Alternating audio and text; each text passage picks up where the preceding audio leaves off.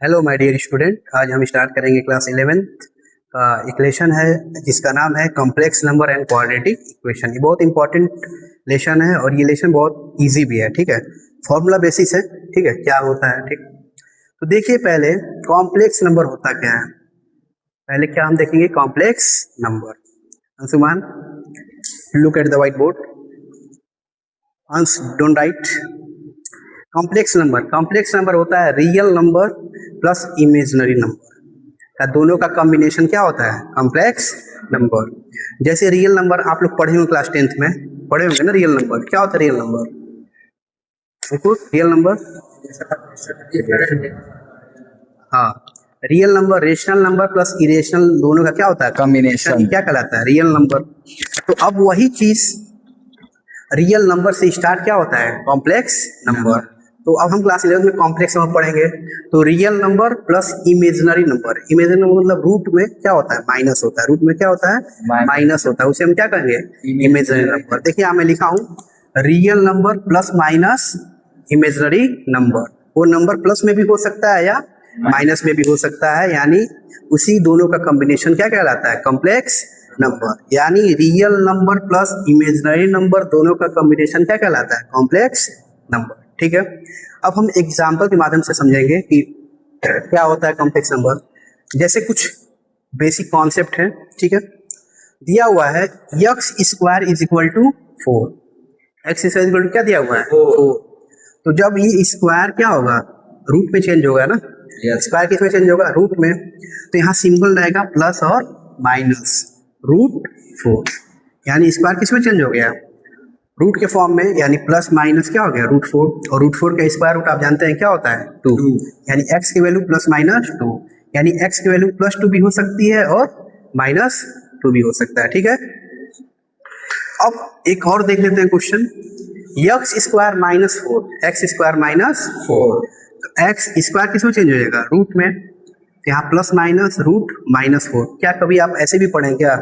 Root के अंदर minus पढ़े हैं? नहीं ना। तो यही इसी को हम क्या बोलते हैं? Imaginary number. यानी मैं इसको क्या कर सकता हूँ? रूट माइनस 4 लिखा हुआ है ना, तो मैं लिख सकता हूँ -1 मल्टीप्लाई 4। लिख सकता हूँ कि नहीं? yes. अरे जैसे -4 को मैं राइट कर सकता हूँ -1 मल्टीप्लाई 4, फिर मैं इसको मल्टीप्लाई करूंगा तो आपको वही रिजल्ट मिलेगा -4। yes.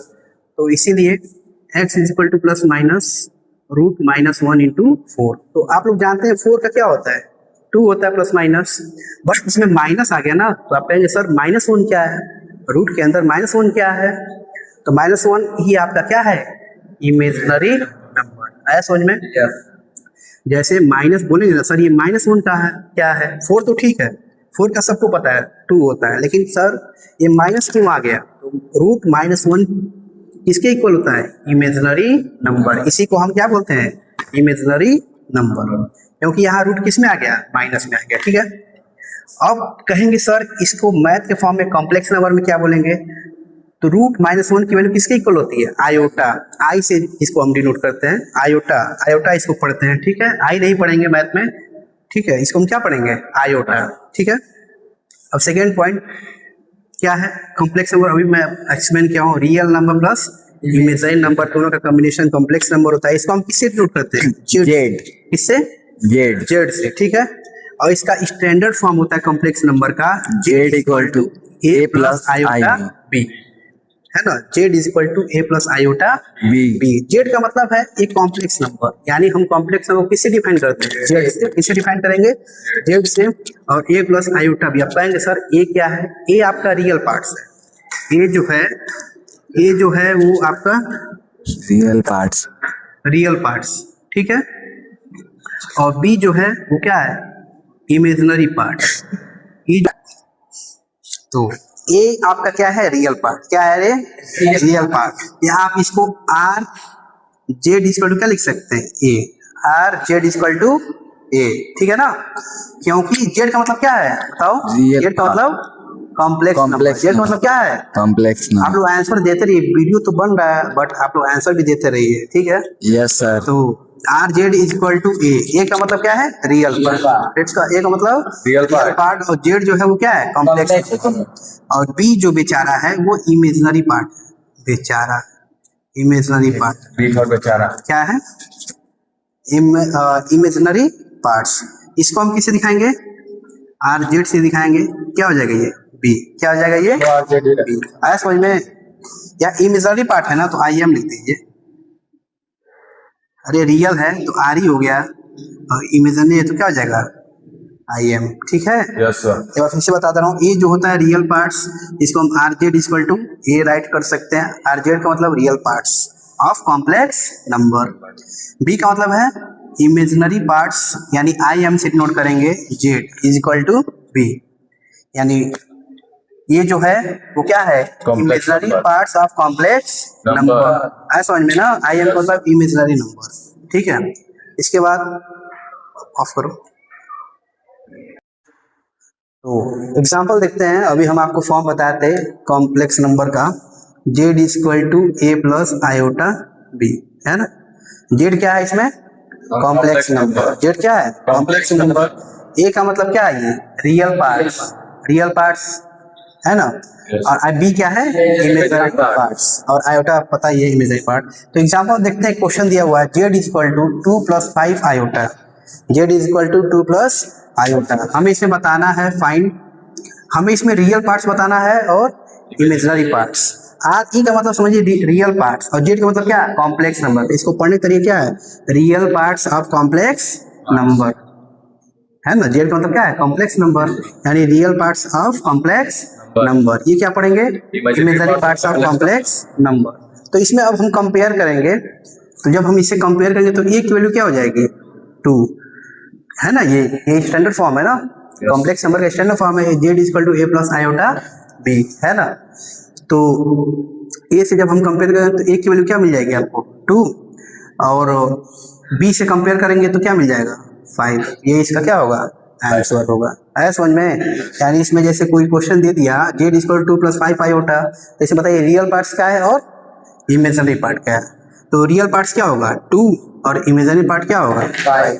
और एक मैं आप लोग से क्वेश्चन पूछ रहा हूँ यहाँ पे, ठीक है? एक और एग्जांपल दे रहा हूँ। मान लीजिए Z is equal to 10 + 2 iota, तो इसमें रियल पार्ट्स कौन कौन बता देगा? तो आराम से इसमें रियल पार्ट्स आप बताएंगे कितना? 10, और इमेजिनरी पार्ट्स क्या बताएंगे? 2। है समझ में? यही है तरीका। ठीक है? अब हम जेड का मतलब क्या है? Complex number. तो मैं इसको ऐसे भी राइट कर सकता हूँ 0 + आयोटा, 0 + आयोटा। ठीक है? जैसे 0 का मतलब यहाँ कोई मतलब नहीं है। जैसे मान लीजिए जेड की वैल्यू आपका आ गया क्या? 1। जेड की वैल्यू क्या आ गया? आई आ गया। तो इसको आपको जेड के फॉर्म में लिखना है ना, कॉम्प्लेक्स नंबर के फॉर्म में लिखेंगे। तो ए पे यहाँ कुछ नहीं है तो क्या मान लेंगे? 0। क्या मान लेंगे? 0। और यहाँ आई हो गया, और बी की वैल्यू भी आपको कुछ मानना है तो यहाँ 0 मान लीजिए। ये भी कर सकते हैं। ठीक है? यानी 0 + आयोटा क्या हो जाएगा? 0 + आयोटा। हम इसको ऐसे भी लिख सकते हैं। ठीक है? अब इम्पोर्टेंट स्टैंडर्ड क्या है, और इसी फार्मूले पे पूरा एक्सरसाइज आपका सॉल्व होने वाला है। ठीक है? अब इसमें हमें लर्न करना पड़ेगा, लर्न नहीं करना पड़ेगा आपको, अभी मैं सॉल्व करके बताऊंगा ये वैल्यूज कैसे आया है। ठीक है? अभी मैं आपके सामने करूंगा प्रूफ। ठीक है? कैसे आया है। तो अभी हमने सीखा स्टार्टिंग में √-1 की वैल्यू किसकी इक्वल होती है? आयोटा की। अभी बताया हूं मैं। और i² की वैल्यू क्या होती है? -1। और i³ की वैल्यू क्या होती है? -i। और i की पावर 4 की वैल्यू क्या होती है? 1। अभी मैं बताऊंगा इसको कैसे प्रूफ करते हैं, कैसे ये आया, यानी कैसे इसका क्या होगा? फॉर्मेशन हुआ। तो ड्राइव करना, ठीक है? कैसे ड्राइव हुआ फार्मूला, तो आप याद रखिएगा। आयोटा की वैल्यू कोई पूछेगा तो आप क्या कहेंगे? √-1। आई की वैल्यू मतलब आई का मतलब आयोटा की वैल्यू कोई पूछेगा तो क्या बताएंगे? √-1। और आई मतलब आयोटा स्क्वायर की वैल्यू कोई पूछेगा तो क्या बताएंगे? -1। आयोटा क्यूब की वैल्यू कोई पूछेगा तो क्या बताएंगे? -i। और आई के पावर 4 कोई पूछेगा तो क्या कहेंगे? +1। यहाँ प्लस राइट भी कर सकते हैं और नहीं भी राइट कर सकते हैं, कोई दिक्कत नहीं। ठीक है? अब बहुत बड़ा नंबर दे दिया हो, जैसे एग्जाम्पल में आई की पावर 39, आई की पावर 39, तो इसको कैसे करेंगे? अभी पहले मैं इसका बताऊंगा डेरिवेशन कैसे हुआ है, और करके अब आई की पावर 4n = 1, यानी n का मतलब है मल्टीपल, मतलब जो भी यहाँ पे नंबर है, यानी n क्या है? इसका मल्टीपल है। यहाँ n की वैल्यू कुछ भी हो सकती है, 1, या n की वैल्यू आप कुछ भी ले लीजिए, 1 2 3 4 डॉट कहाँ तक? इनफाइनाइट तक। n का मतलब है मल्टीपल।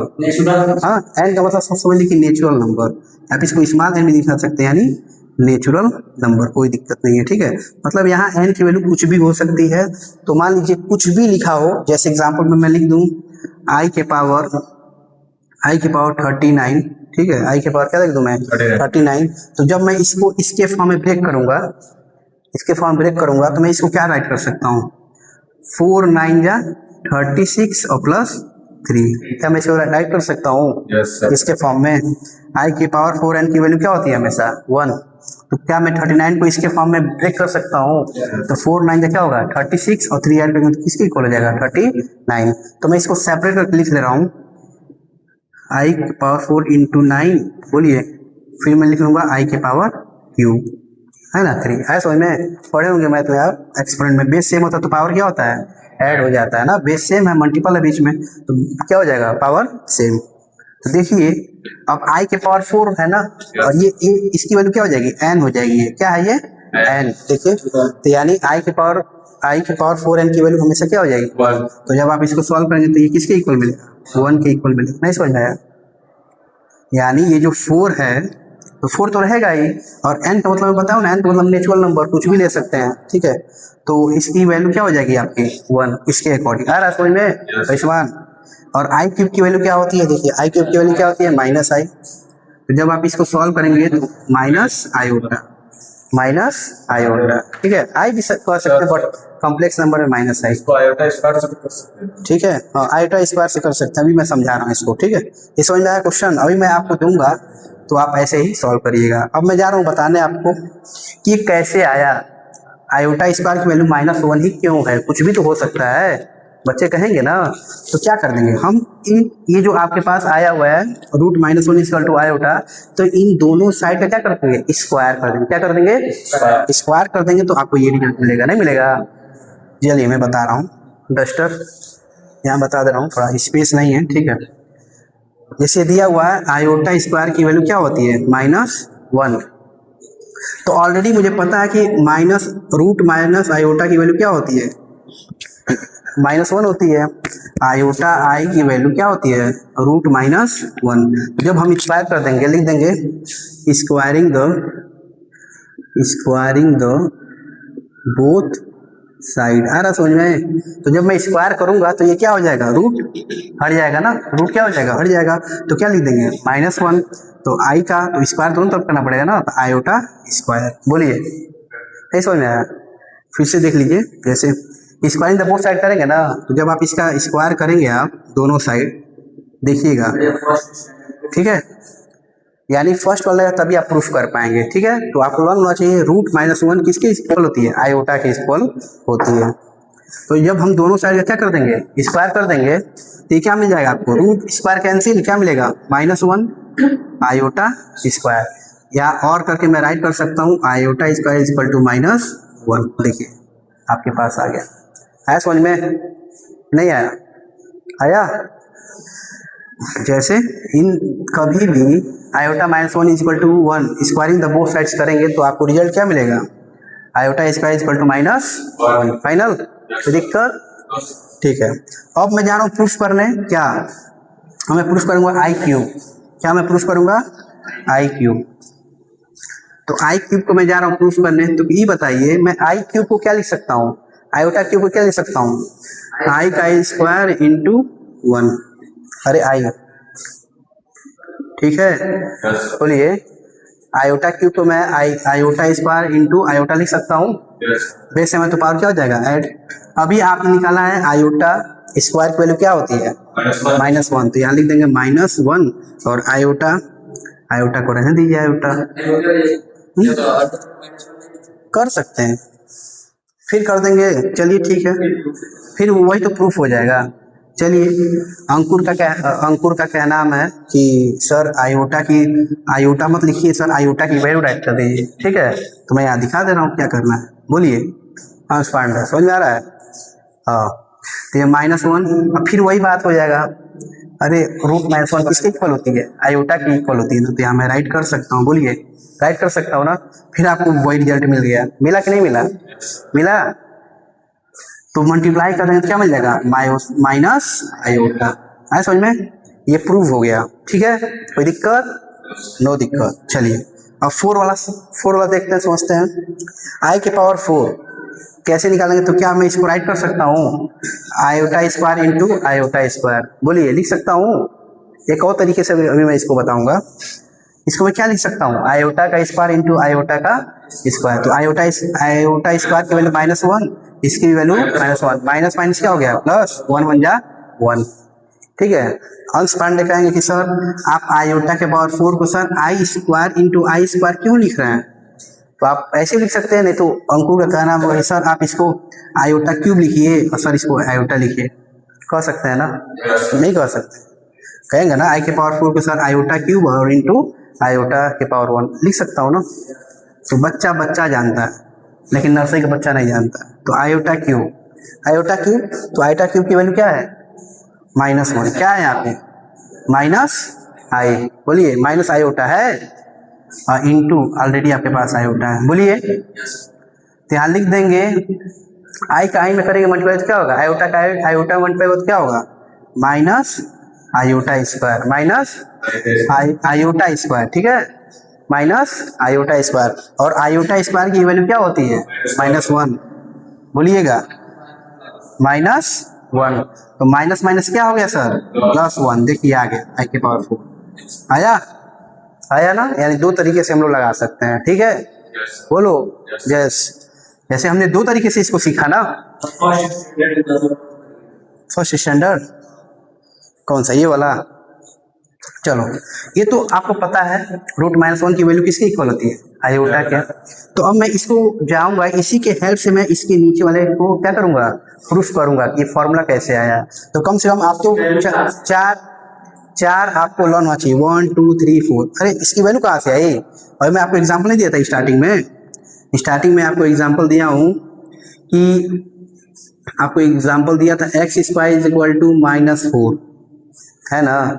तो स्टार्टिंग में दिया हूँ, तो ये x स्क्वायर किसमें चेंज होगा? रूट में ना, तो प्लस -4। ठीक है, -4 आ गया ना। तो क्या मैं इसको राइट कर सकता हूँ? इसको -1 × 4 फिर किसके इक्वल हो जाएगा? -4 के इक्वल होगा। तो सर कहेंगे सर 4 तो ठीक है, 4 क्या है? रियल पार्ट हो गया ना। 4 क्या हो गया? Real part. और माइनस क्या हो गया? Imaginary part. तो मैं इसको लिख सकता हूँ माइनस क्या मिला आपको? 1। ये किसके इक्वल होगा? आयोटा के। ठीक है, किसके इक्वल होगा? आयोटा। और आयोटा का मतलब क्या है? इमेजनरी नंबर, यही है। ठीक है, आया समझ में? ठीक है, तो आपको प्रूफ हो गया। यानी लर्न करिएगा आप। आयोटा की वैल्यू मैं पूछूंगा तो आप क्या बताएंगे? सर -1। आयोटा स्क्वायर की वैल्यू -1, हाँ रूट में -1। आयोटा केप की वैल्यू क्या बताएंगे? -i। और आयोटा 4 के पावर 1। ठीक है, बोलिए। तो ऐसे ही अभी हम आपको एग्जाम्पल बताएं, तो ये आपको एग्जाम्पल समझ में आ गया होगा। ठीक है, देखते हैं एग्जाम्पल नंबर 1 को कवर करेंगे। क्या कह रहा है example? If 4x + iota bracket में 3x - y = 3 + iota bracket -6 where x और y क्या है? आपके रियल नंबर है। तो आपको फाइंड करना है x और y की वैल्यू क्या होगी। समझ में आया क्वेश्चन? जैसे क्वेश्चन आपके पास गिवन दिया हुआ है ना, और हमें x और y क्या है? रियल नंबर है। तो हमें फाइंड आउट करना है x और y की वैल्यू क्या होगी। चलिए देखिए, तो आप क्वेश्चन को राइट कर लीजिए पहले। ये राइट कर लीजिए। ठीक है, हाँ कंपेयर करेंगे। देखिए दोनों इक्वल, क्या दोनों जो एक्सप्रेशन दिया हुआ इसको क्या कर देंगे? इक्वल कर देंगे। क्या कर देंगे? इक्वल। जैसे आपको स्टैंडर्ड फॉर्म पता है, z = क्या होता है? a + iota b। कंपेयर कर देते हैं, क्या करना है? तो 4x को किससे कंपेयर कर देंगे? 3 से। तो लिख देंगे 4x = क्या मिल जाएगा आपको? 3। 4x = 3। अब मैं किसको कंपेयर करूंगा? इससे इसको कंपेयर कर दूंगा। ठीक है, तो क्या मिलेगा? 3x - y = -6। आया समझ में? नहीं आया? देखिए जैसे ये 4x है ना, तो 4x का रिलेशन किससे होगा? 3 से होगा। और इसका रिलेशन किससे होगा? इससे, आयोटा से। तो आयोटा आयोटा क्या हो जाएगा? इक्वल में तो कैंसिल आउट हो जाएंगे। समझ में आया? आयोटा है तो मतलब तो आयोटा से क्या हो गया? फिनिश हो गया। बोलिए, z = a + ib फॉर्म। तो x की वैल्यू क्या हो जाएगी? यहाँ से 3/4। x की वैल्यू क्या हो जाएगी? 3/4। तो ये यहाँ से x की वैल्यू निकालेंगे हम। ठीक है, वैल्यूज निकाल लेते हैं। 3x - y इक्वल टू -6 दिया हुआ है, ठीक है। चलिए फिर से निकाल लेते हैं। 3x इज इक्वल टू क्या है, -6 माइनस जाके उधर क्या हो जाएगा प्लस, माइनस जाके क्या हो जाएगा उधर प्लस, तो x इज इक्वल टू क्या हो जाएगा -6 plus y is equal to क्या हो जाएगा 3, ठीक है। आया समझ में, यही है इसका सोल्यूशन।